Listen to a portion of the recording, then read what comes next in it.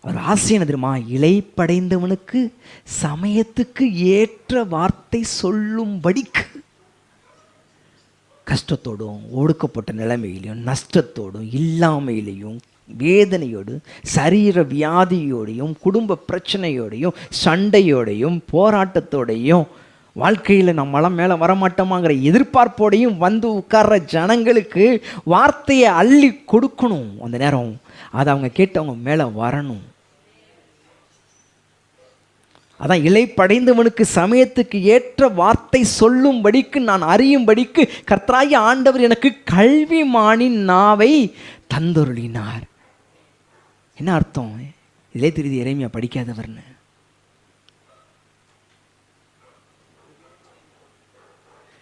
காலைதோறும் என்னை எழுப்புகிறார். இன்னைக்கு கர்த்தர் எழுப்புனாரா? ஆமா.